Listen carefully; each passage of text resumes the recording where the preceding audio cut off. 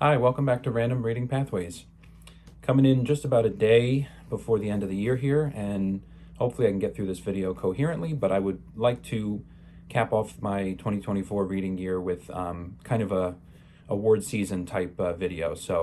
I've seen some great year-end videos from people with different formats, and I always kind of was thinking and hoping I could put together like a awards show kind of thing for my books this year. So I tried to do that. I have a list of categories here in front of me. I'll try to get through this pretty quickly. I'm going to just, fire off the books with a few words at each award. I basically have a runner-up for each award and then followed by the winner. Some of the categories are a little more niche and sort of unique. Some of them are more standard. In addition to that, I did a little fun experiment with coming up with some of these categories. So I actually used ChatGPT, tried to weave a little bit of AI into this for a change. I asked it to come up with a huge amount of potential year-end book award categories. I just kept asking it and asking it and asking it until it came up with about 300. I ran the trusty random number generator through that list to come up with 5 additional awards categories in addition to the ones that I came up with. So yeah, those are kind of the 5 random awards. So I figure I'll start with those. And I tried to structure this a little bit, somewhat like the Academy Awards, where early in the award show, there'll be some, heavy hitter awards that are given out, along with some sort of lesser ones, and then it'll work its way up to some big ones. But yeah, so let me just try to go through this. I'll try, as usual, to not do too many major spoilers, but some of these categories in and of themselves are a little bit spoilerish, so I'll do the best I can with trying to keep it generic. And I also apologize in advance for all the leaning and turning I'm going to be doing. I have some images of the books on my iPad, and I have a big pile of physical books next to me that I'm going to just be grabbing as I go, so bear with me. So the first award category, one of the randomly chosen ones from the big ChatGPT list, was aesthetically pleasing seasonal read.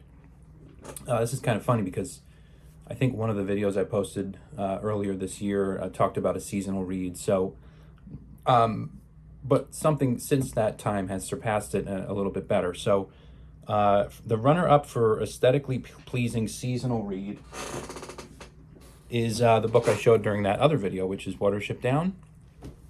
So, yeah, I read this around the fall time, and toward the end of the book, it gets into the fall, and the book actually ends in the month of October, I think. So that's around when I finished reading it. So it actually lined up pretty nicely. So Watership Down is the runner-up for aesthetically pleasing seasonal read. But the winner for best aesthetically pleasing seasonal read is a book I just finished a few days ago, White Fang by Jack London. So as you can see, it's set in the kind of Yukon territory, and it's a very wintry book. It's set in the frosty Arctic kind of conditions. That's most of where the book is set, and most of White Fang's time is spent there. So, seasonal read winner is going to be White Fang, which I read right in the thick of December, so that made sense. Okay, the next random award from the list is creepiest horror setting. So I don't think I've read any straightforward horror books this year, strictly in that category or that genre, but for creepiest horror setting, I came up with a couple things. So the runner-up for creepiest horror setting, and this is certainly not a horror book, but it's a bit of a horrifying part of this book. I don't know if I've mentioned this book on the channel yet, but I read this earlier this year. So, Franz Kafka, The Trial. This is going to be the runner-up for creepiest horror setting, and I'm specifically talking about, there's a scene in The Trial when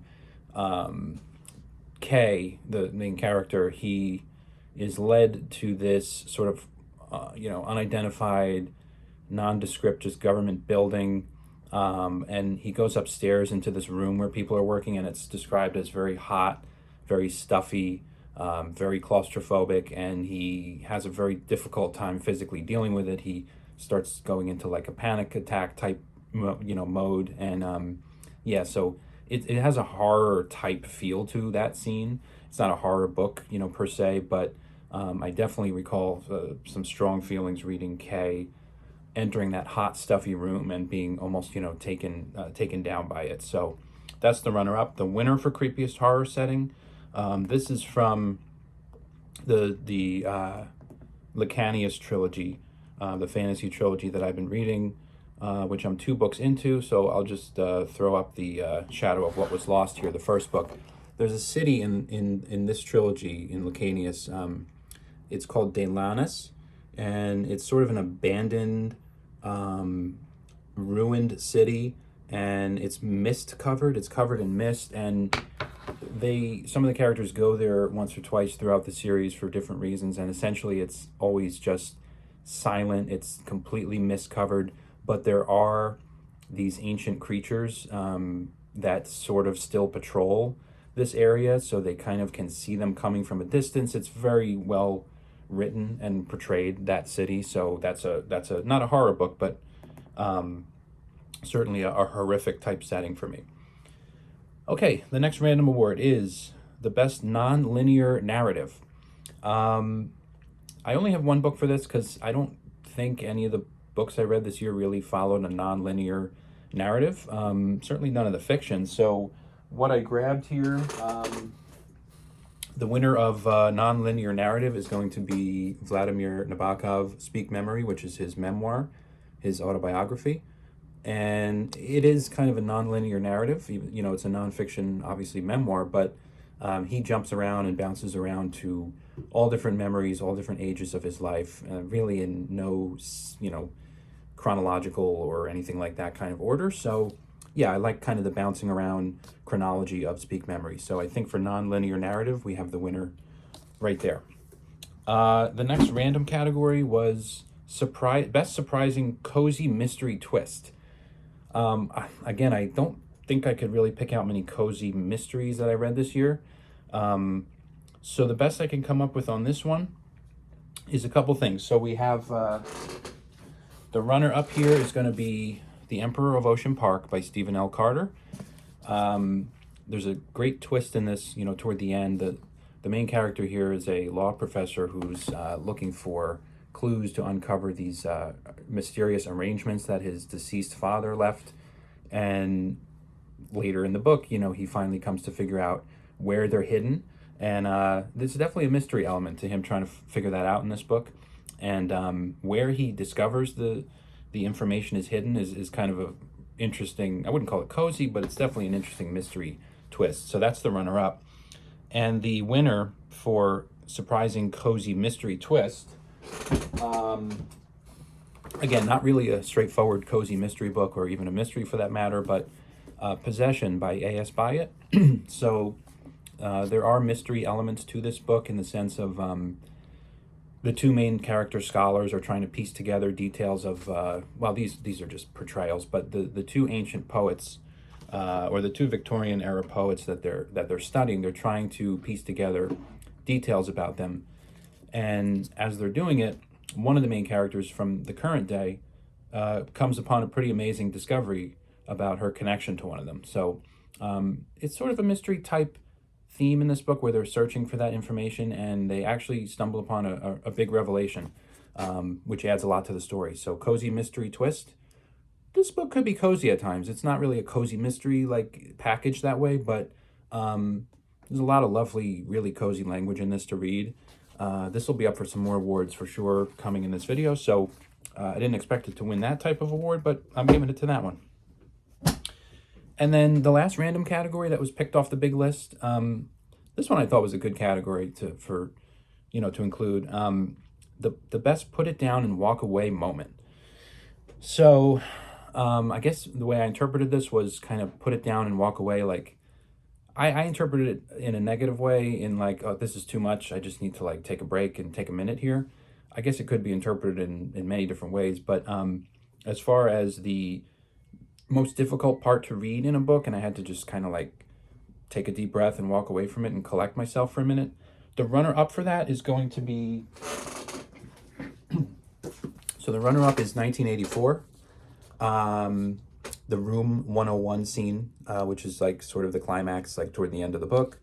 The main character, Winston, finally gets dragged into the Room 101, which he's heard about mysteriously, and finds out what exactly the Big Brother and the totalitarian regime does in Room 101. It's pretty horrifying what goes on in there. And yeah, kind of had to put it down and take a break and walk away after reading that. So the runner-up is Room 101 from 1984. We'll be seeing a lot of this book throughout the video. But the winner for Put It Down and Walk Away moment is going to be Things Fall Apart, Chinua Achebe. So there's a lot of tragedy that strikes throughout this little short book, but the one part that really was difficult for me was there's a part when the main character, Okonkwo, he's got like a child, he's sort of in his care. It's sort of like a foster relationship. And there's a lot of superstitions that the tribes have in this book, and one of them unfortunately leads to a very unfortunate and violent demise for that child. And that was tough. That was tough for me to read. The character, the child himself, didn't play a huge role in the book, but seemed like he was in good hands for a while. Seemed like he was going to be okay, and then for him to end the way he did, it was really, really tough. To see that happen. So had to walk away and kind of collect myself after reading that part of Things Fall Apart. So that's the winner for Put It Down and Walk Away moment. Okay, now we're just going to fire through some of the main categories that I just came up with. So I just did since I did a few audiobooks this year, and I hope to continue doing that, I made a category for favorite audiobook of the year. The runner-up here is going to be this one, My Effin' Life, Geddy Lee. So this is the lead singer and the bass player for the band Rush, if you're not familiar with that. And this audiobook came out 2020. It was either early this year or late 23, I want to say. He narrates it himself, and it goes through his life. I learned a lot about his parents, who were actually in concentration camps over in Nazi Germany, and then all the way up through his musical career and success. I definitely like the band Rush, and Geddy Lee's an incredibly talented musician, and to actually hear him narrate his own life was fascinating. So that's my runner-up. But slightly edging that one, my favorite audiobook that I did this year, and this is another music book, and this is Paul Simon's, it's Malcolm Gladwell's Miracle and Wonder. So this is interviews basically with Paul Simon, but interspersed with that, Paul Simon has a guitar strapped to him basically at all times through this audiobook, and he always jumps in and will offer some playing, offer some previews of some of his thoughts about his songs. And yeah, to hear a back and forth conversation with an artist I love like that, but also just for him to be playing throughout that process. And I think Gladwell did a good job with, the questions he asked and sort of the themes he covered. So this was a joy to listen to. And my favorite audiobook this year was that one. All right, let's try to keep going somewhat quick. Next, I'm going to do one of these sort of big awards early in the show here. So favorite nonfiction. So I didn't read a whole ton of nonfiction this year, but they keep moving themselves onto my TBR very steadily. So I'm reading another nonfiction now. I think I'll be continuing with that next year. So wanted to highlight some winners here. So the runner-up for favorite nonfiction book is, where did I put it down? Here it is. Going back to Speak Memory. So this is Vladimir Nabokov's Speak Memory. So I already mentioned what this is. This is runner-up for nonfiction book of the year. And actually my favorite nonfiction book of the year, and when I say these awards are, all just my subjective favorite, I'm not judging these by any criteria. I'm not critiquing them. It's really just my favorite reads or my favorite moments. Favorite nonfiction book, I think slightly the edge will go to this, which I finished a week or two ago. Robert Sapolsky's Determined. Didn't get a chance really to do a discussion or review of this, but it's my favorite nonfiction book because basically it's such a brave argument he's trying to make, where he scientifically, methodically goes through our human brains and our human biology and our evolution, and tries to tie that all together to argue that really we're no more than just instinctual animals on a really complicated, complex evolutionary scale. and as such, we act according to those impulses, both in small decisions and both in large decisions in the way we structure our lives. It's a very interesting argument. I was very on board for kind of how he put it together. And the thing is, he does delve in the later part of the book into like, okay, so if there's no free will, then what do we do about that? And he discussed a lot about holding people accountable for their actions and what to do about the American criminal justice system. So he goes a little in the second part into some arguments and some policy type things, which, it could have been probably fleshed out more, could have been maybe more of its own book. But as far as the science behind this, it was fascinating to read about how, in his opinion and other scholars that he cites throughout the book, we essentially don't have free will like we think we do. And so what are the ramifications of that? So I think it's an important argument to think about and ponder. And, for that reason, as good as Speak Memory was on a reading level and the language, I think this will stick with me a lot longer, I think. So yeah, I'm going to go with Determined for nonfiction book of the year. Let's see, continuing. So now we have, okay, so quote of the year. So this is kind of, in my opinion, sort of a big category. I have a couple of notes up here on the computer just so I have some accurate quotes in front of me. So the runner-up for quote of the year, let me grab the book. This is going to be a quote from Owen Wister's The Virginian, kind of classic Western cowboy type novel, and what I think a lot of people would cite to be like the beginning of that genre in itself. Certainly probably up for debate, but so the Virginian, the main character here, the title character, has a rival essentially in the town, Trampas, and they run into each other in like a saloon. There's some card playing going on. They get into some words, and the rival to him, Trampas, tries to call him. He says, "It's your bet, you son of a." And he's about to continue that quote, and then the Virginian takes out his pistol and replies, "When you call me that, smile." So when you call me that, smile, runner-up for quote of the year. I think since this book's been published in the early 1900s, when you call me that, smile has sort of taken on a legendary quote type status, I've come to learn. It's been remade into like TV shows and movies, and that line is always said in the movie or whatever. So it was pretty cool to have a chance to read the original, utterance of that quote.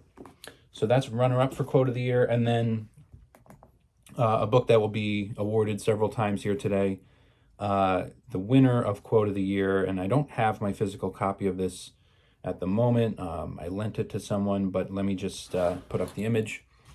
So the quote of the year is going to be the last line for me of Vladimir Nabokov's Pale Fire. I don't know if I'll read the quote just because I don't want to spoil the last line of a book, although with this, it's such an odd structure to the book where you're reading what the book really is just commentary on a poem. So, it's not really a spoiler, I don't think, to read the line. So, if you want to skip 15 seconds ahead right now, but basically there's the last line, the narrator, Kinboat, talks about how he there was an assassin that killed someone else instead of him. And he ends the notes basically saying that he's going to just have to await a bigger, more respectable, more competent Greatest. Greatest being the name of the assassin. So to me, I took that as, I closed the book and I just said to myself, I've never heard such an eloquent, incredibly stated way of someone saying death is coming for us all, right? No matter what, one way, shape, or form, we can't avoid it. So a bigger, more respectable, more competent Greatest, Kinboat knew was coming for him eventually, which to me, again, was just a way of saying death is coming for us all. And to finish Pale Fire on that note was very noteworthy. Let's see. So, okay, so now we have the, in the spirit of this channel, and some of the random number generator books that I come across in my travels, I wanted to do a randomest read award. So basically all this is the criteria was just I had to pick it by random number generator, and two was it just has to be the least reviewed book on Goodreads. So the runner-up for that category is going to be, let me see if I can pull it up. This is In a Yellow Wood by Gore Vidal. I read this right towards the end of the year here, and this was a random number generator find from a library. Got through it pretty quick. It's a short book, but it's pretty low review count on Goodreads. I haven't read any other Gore Vidal besides this. This is his second fictional novel, I think, early in his career before he got into like big time nonfiction celebrated works. But yeah, this was a nice, quick little read. I enjoyed it, but it's not very heavily reviewed on Goodreads. So that was my runner-up for the randomest read. And the number one randomest read of the year, which I've mentioned in a few videos, remains China by Alan Wall. This was a random number generator find from a used bookstore, and I think last checked it has 7 or 8 reviews on Goodreads only, but I really enjoyed it. It'll be up for something else in this award session here. So randomest read of the year was China by Alan Wall, but I'm glad I came across it. Okay, let's continue. Okay, next category is best prop. So the best prop of the year, and I have a quick note up here just so I get this right because I haven't read it in a little while, but the runner-up for best prop of the year is going to be the glass paperweight in 1984 that Winston buys from the pawn shop. So basically, there's a pawn shop in London here where Winston goes, and he enjoys seeing all the little trinkets and all the little odds and ends that are there, which remind him sort of a time before the totalitarian 1984 regime sets in. And he gets this glass paperweight, and it's spoken about. You know, he refers to it a few times throughout the book and just comments on its beauty, its simplicity, and how, you know, something like that couldn't really be made or sold or enjoyed anymore under this regime. But you know, it's lovely to read the references to the glass paperweight in 1984. So that's runner-up for prop of the year. And then the prop of the year, the best prop of the year, I thought was Back to the Virginian. So the school marm in this book, Molly Wood Stark, she travels to the cowboy town where the Virginian is, basically in Wyoming. And in her house, she has a portrait hanging up of her grandmother Stark. And there's a whole chapter devoted to that. It's called Grandmother Stark, I believe, the chapter. And basically the significance of it is it's her grandmother sitting up on the wall in portrait form, just sort of judging her, watching her. She holds herself up to her standard, and she's constantly weighed with the moral decisions of, do I give myself over to this Virginian, or do I go back to the Northeast in America where I'm from and just, you know, have a simple life out there, like probably my family always expected I would, or do I stay out west and make my path out there? And she's always weighing these decisions and this moral struggle under the watchful eyes of kind of Grandmother Stark's portrait that's hung on her wall. So Grandmother Stark's portrait is my favorite prop of the year. All right, now the pile's getting high here, so I'm going to try to grab these books quickly if I can. All right, so next up, best page turner, best pacing, sort of the most, you know, page turning book I read. So the runner up here is going to be Into the Wild, John Krakauer. Read this right toward the beginning of the year, and yeah, I mean it's a short nonfiction book, but I definitely remember, you know, I'm not the fastest reader. I go at like a medium type pace. This one just had me flying pretty well through the pages, though. It's written in a really page turning kind of way. So this is runner up for page turner of the year. But the winner of page turner of the year is actually this one, Howard Norman, the bird artist. So yeah, I mean, this is a little bit longer than Into the Wild. Still not a huge book, but basically the main character, you know, kills the lighthouse keeper in this book, and you know, it follows sort of what happens from that point. He's eventually going to go to trial, but it's a lot more going on in this too. But yeah, it had a lot of intrigue in it, and you know, for kind of a book written in like a Canadian, like small community village, but like the intrigue of what goes on with these characters and the murder that takes place, and how the main character is going to, have to deal with that, really was a page turner. So I thought Howard Norman's writing here really kept me going, kept me reading, and I blew through sort of the second half of this book really quickly, I remember, which for me, I don't do that often. I kind of chip away slowly.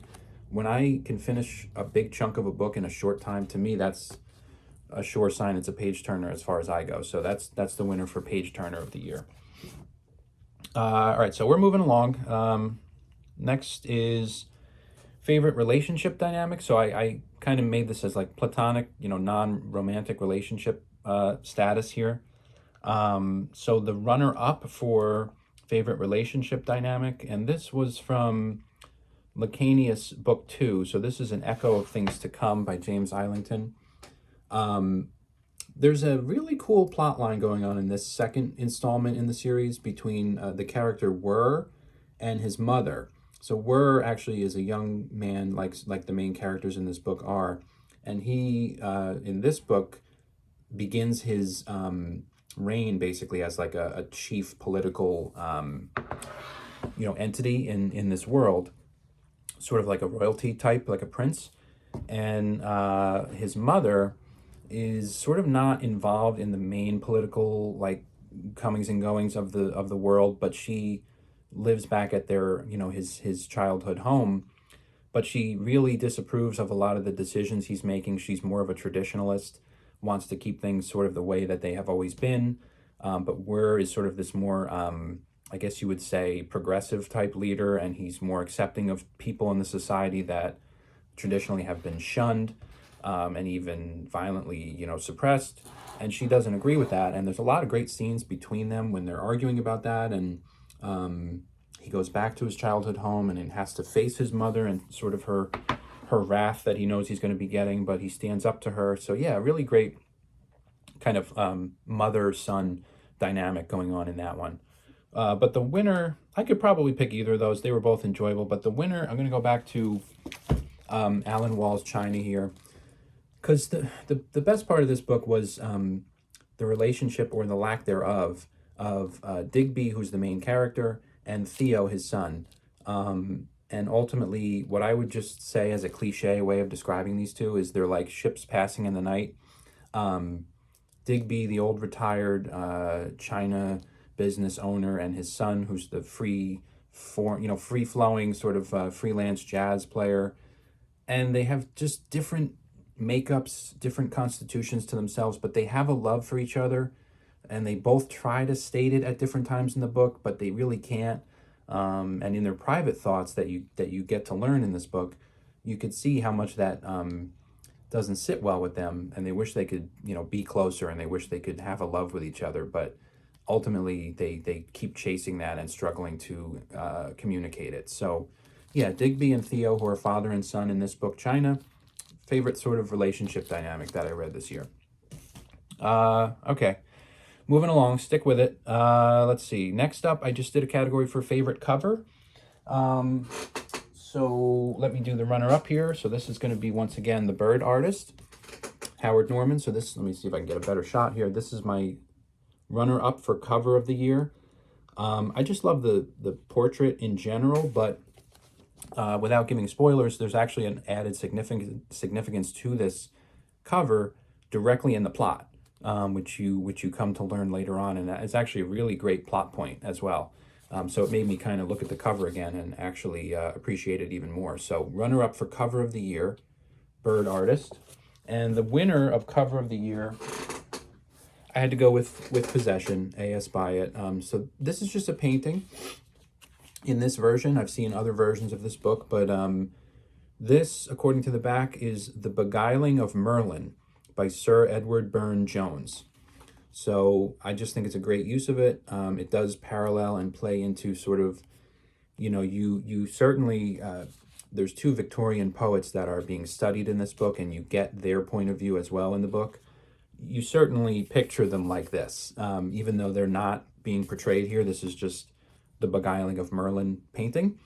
But in your head, when you picture Randolph Henry Ashe and Cristobal Lamotte, who are the two poets that are being, kind of studied in this book, this is sort of how you picture them, and maybe that's because of the painting on the cover, maybe it's not, but I just think it's a great capturing of the feeling of this book. So favorite cover of the year is Possession. Okay, next up is favorite unexpected element of a book.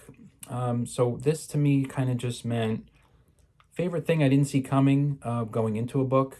So the runner up for this one is going to be Pym by Matt Johnson. So basically in this, the main character goes on like an Arctic expedition to kind of uncover the secrets of one of Edgar Allan Poe's books, The Narrative of Arthur Gordon Pym of Nantucket. He learns some things. He's like a literature collector, and he learns some things that lead him to believe that some of the stories in that Edgar Allan Poe work are actually true. But when he goes on this expedition, what he finds there, I never would have ever expected would be in this book. So he finds a very interesting world filled with very interesting creatures, characters, all sorts of things that I didn't see coming. I didn't see coming whatsoever. So that was a good surprise for me reading Pym. But my favorite unexpected element of the year, where is the book? Let me make sure I can grab it. So I'm going back to 1984 for this, and it's going to be the romance in this between Winston and Julia. For whatever reason, going into 1984 this year, I did not have really any clue about that. I went in knowing a little bit. Of course, it's going to be about Big Brother. It's going to be about totalitarian regime and stamping out people's individuality and but I didn't see a romance coming. I did not expect that to be a central part of this, and it was really great to have that in the book. It added so much for me, especially given that I didn't see it coming. So the romance between Winston and Julia in 1984 is my favorite unexpected moment of this year. Okay, moving on, couple more here. Let's see, memorable scene. So most memorable scene of the year for me. So we will be back to 1984 in just a second for this, but I'm going to go back to book 1 in the Lacanius trilogy. So this is The Shadow of What Was Lost. So in this book, Davian, one of the main characters, he eventually comes to learn that he can manipulate time, he can bend time, he can step outside of time, and he can go back and forth through time. So all that was sort of, cool and interesting, and, I've seen that before a little bit, but there's a scene in this first book when he demonstrates that power to one of his best friends, Asha, who is, occupies another central part of this book, but they're friends essentially that leave school to discover sort of what their powers are. But once Davian figures out how to go through time, he demonstrates it to Asha, and there's a really striking, memorable scene where he appears where she is in a room as an older man, as an older Davian, and it fully hit me sort of the implications and the power of the ability to do that, because it showed it from her perspective, and it showed it from her vantage point, seeing her friend as an older man appear in front of her and give her some, he delivers like some advice or some warning, I think, and yeah, to see it from her perspective, it was cool. It just really made it hit home for me, the importance of that element of this book. But then going back to 1984, so the winner of most memorable scene, I think I've already held up 1984 several times here, but most memorable scene of the year for me is the 2 minute hate, the 2 minutes hate.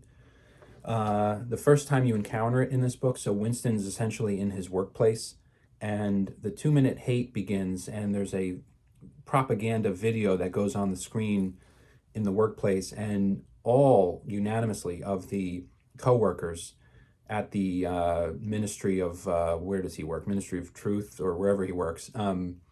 They all immediately turn to the screen and just in unison, they scream, they're angry, they participate in this 2 minutes hate ritual that all citizens are required to adhere to. And seeing Winston's reaction to that, and seeing him look around at these people who are so maniacally devoted to this propaganda video, and just seeing his narrative unfold of how their faces looked, how their actions were, and seeing the puzzlement in him, and just the curiosity of how this could possibly grab hold of these people so strongly, was incredible. It was just a great scene, and really, it's early in the book, so it really sets the tone for Winston going forward, and how he's sort of looking at this society and going, how is this possible? So yeah, that's best scene of the year for me, was the 2 minutes hate in 1984 at the beginning. And then, all right, I think there's a handful more. Feel free to sign off, but I'm just going to try to plow through the rest of these. So dialogue. So best dialogue of the year. I'm going to go back to the runner-up's going to be Possession, mainly because, the dialogue was really well written, well done. It's incredible use of language in this book in all different varieties. Poetry, letters, dialogue, description, setting, everything, all the writing in this by Byatt is just really well done.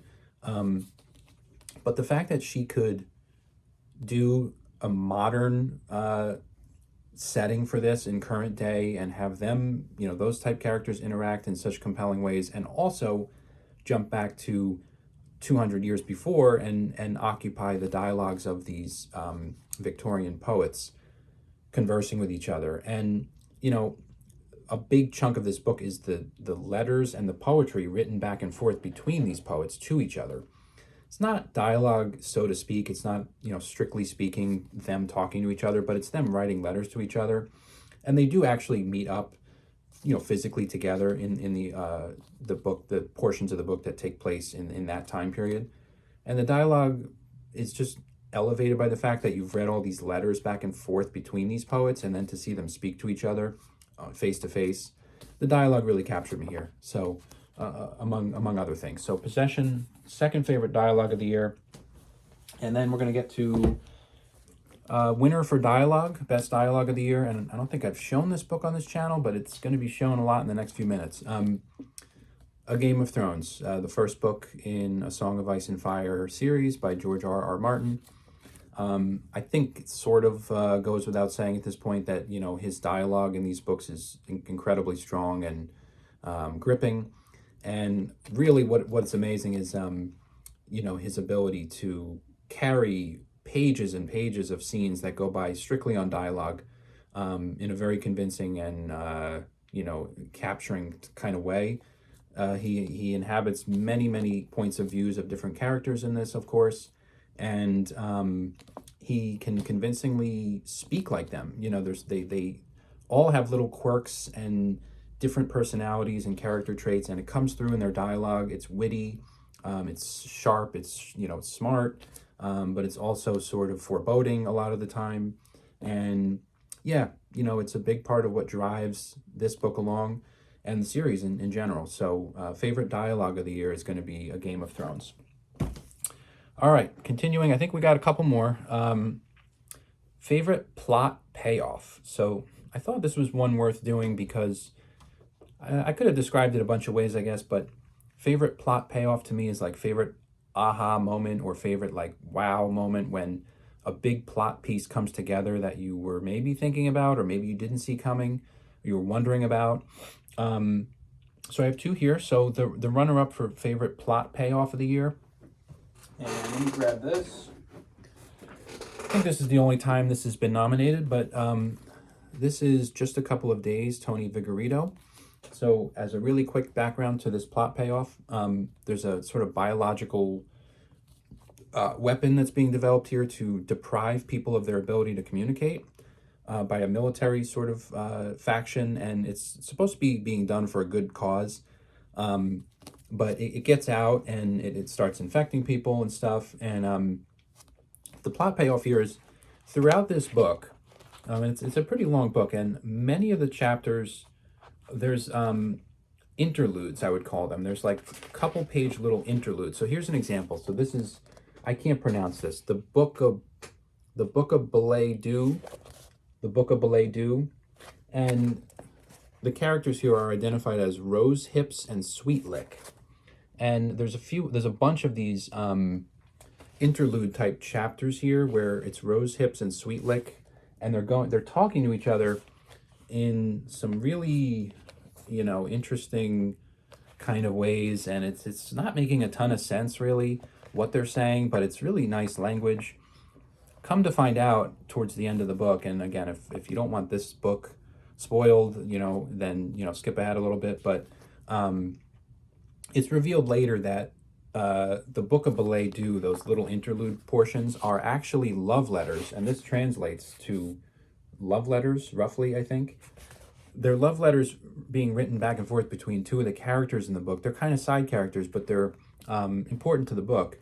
And what you come to find out is that they're love letters being written to each other during the process of being infected by this contagion, such that they're going to lose their ability to communicate. So it's sort of like their last gasp effort to communicate with each other through love letters, as they're losing their ability to do so. When I finally came to learn what these interludes were and what significance they had, yeah, that was a wonderful payoff, and really well done. So that's the runner-up for payoff of the year for a couple of days. And then what's the winner of plot payoff? Yes. So to me, the best plot payoff and aha moment of the year was in Ender's Shadow, which is sort of an alternative writing of Ender's Game. I haven't read Ender's Game. I've only read Ender's Shadow. But my understanding is the plot essentially is the same as Ender's Game. It's just told from the perspective of Bean, who's a different character. And again, if you haven't read Ender's Game and you don't want something very important spoiled, then, jump ahead a little bit. But basically, in Ender's Shadow and Ender's Game, I come to understand, you are watching these children in the battle station, and they're going through these quote-unquote games. They're going through these drills, basically military drills, for them to eventually fight in this rebellion or this resistance against an alien race that's trying to take over. But, the big payoff here in Ender's Game, and again, this is a spoiler, so it's probably the biggest spoiler you could have of Ender's Game, is that the game they're playing, the quote-unquote Ender's Game, is no game at all. It's a very real. It is an actual military exercise that they are directing galaxies away, light years away, with real soldiers really fighting an alien race in starships.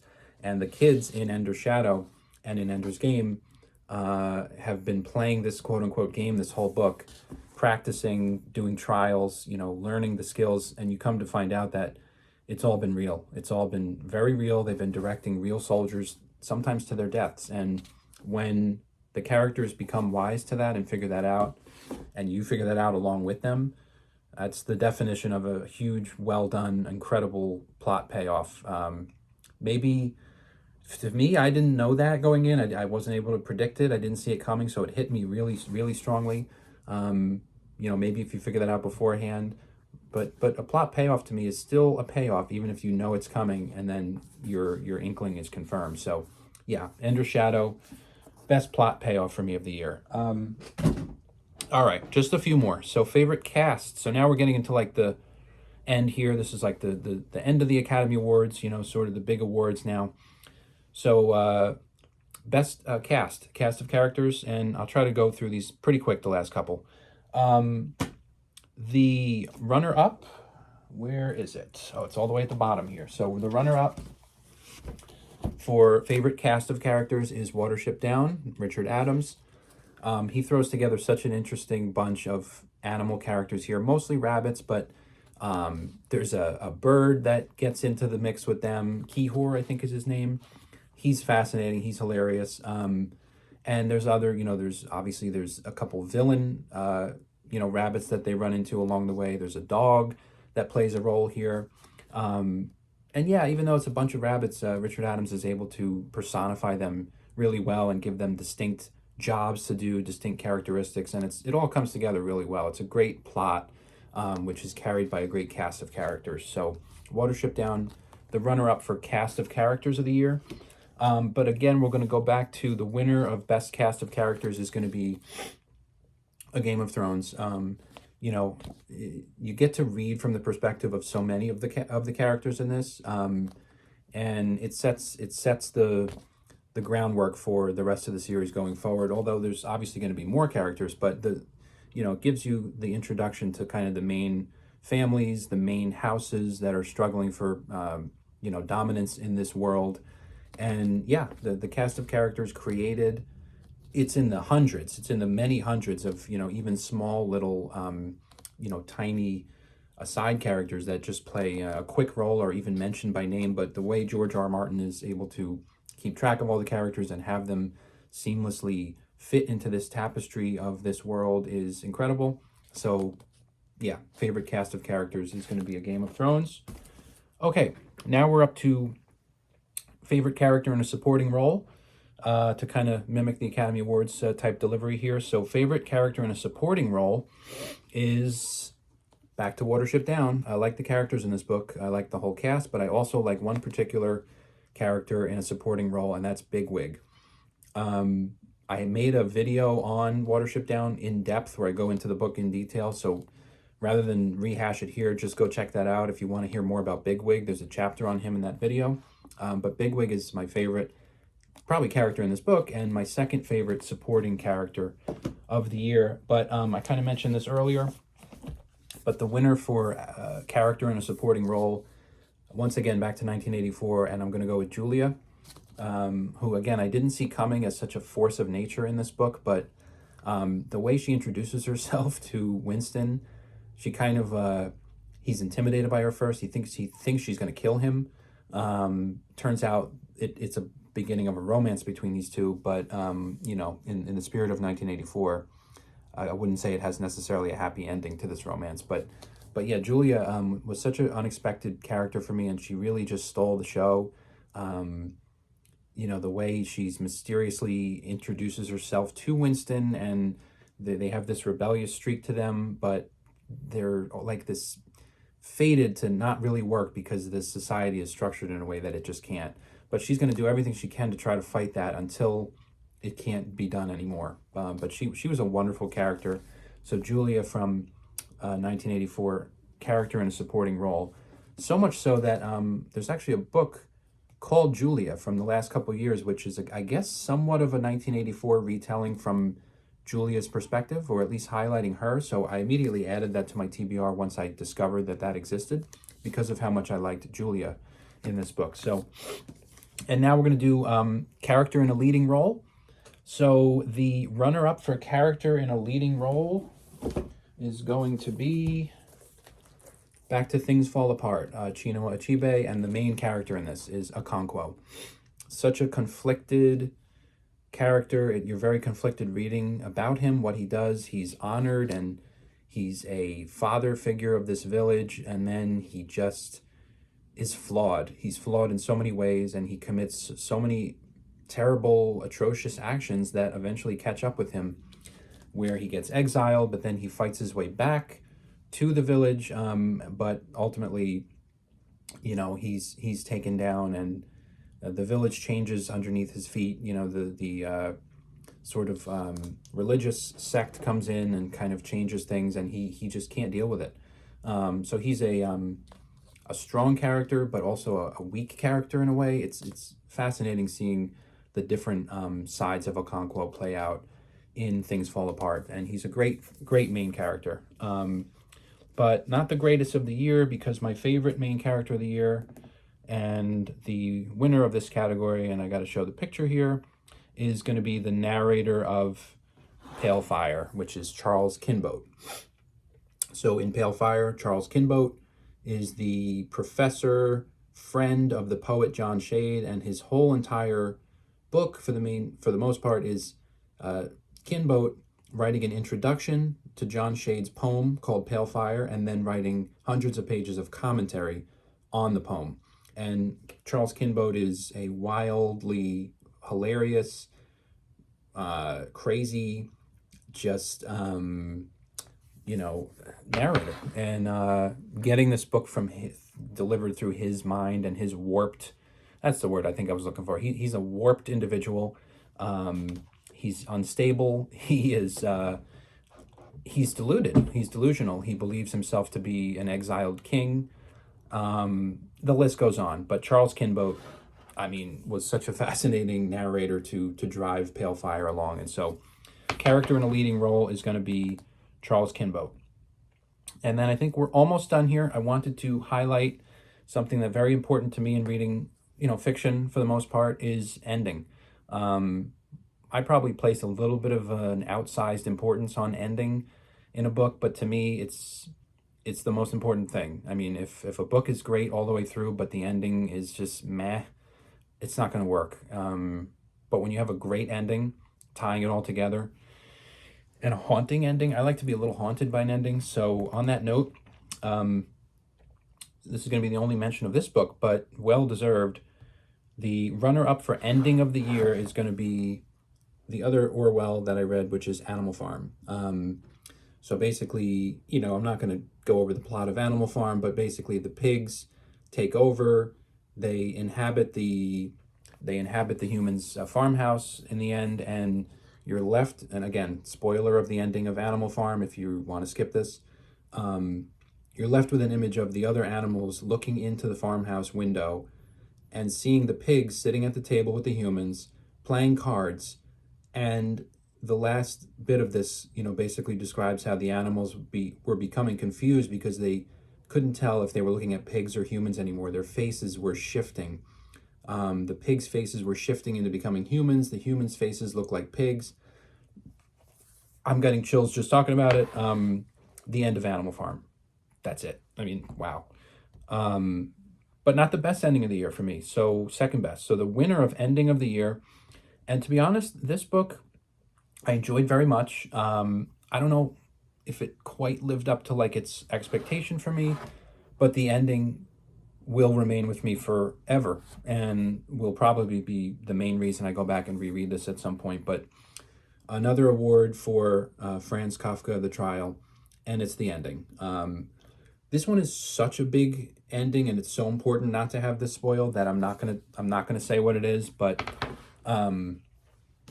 yeah, to follow Kay in the trial through his trial, so to speak, and his mysterious capture and his mysterious charges he has to face, and he tries to make sense of it. He tries to dig deep and find information about it, and after all that, he's met with an ending that is the best ending I've read in anything this year is Franz Kafka, The Trial, the winner, ending of the year. But I'm not going to really say what happens. And then that's it, guys. One more.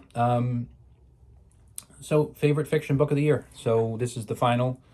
This is the equivalent of Best Picture, basically, for me, because I'm still primarily a fiction reader.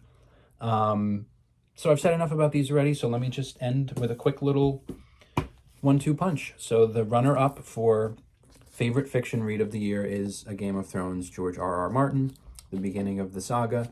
I look forward to continuing this. I'm just about done with The Clash of Kings, the second book. I've been reading it for quite a while, kind of on the side of reading a bunch of other books.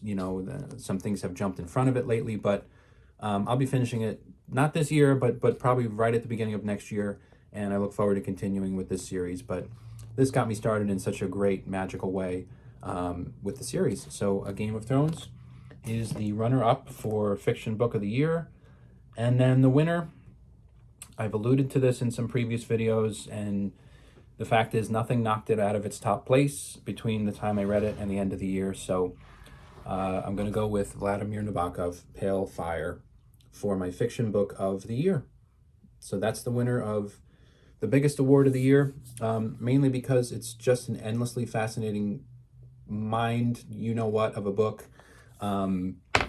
The poem itself in the book is worth rereading and rereading over again. It's beautiful, but Kinbote's warped, just delusional commentary on the book, but with such a funny, hilarious streak to it, but then a sort of tragic streak to it too. It's just really hit all the right notes for me that I didn't know what to expect going into this one, but it just delivered for me. And the rereadability of this, I think, is what really nudges it to the very top for me.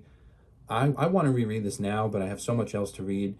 But I definitely plan to reread it eventually and be just, have the joy of reading through the language of this and entering Kinbote's mind once again. So a little under an hour here. If anyone stuck to the end of this, thank you. I'll be back next year with, some more reading updates and some more random book finds. And yeah, that's my 2024 book awards. I'm going to put chapters in this video so that it's more navigable. But thanks for watching everything. Thanks for watching this year, and I'll see you in the new year. Thanks a lot.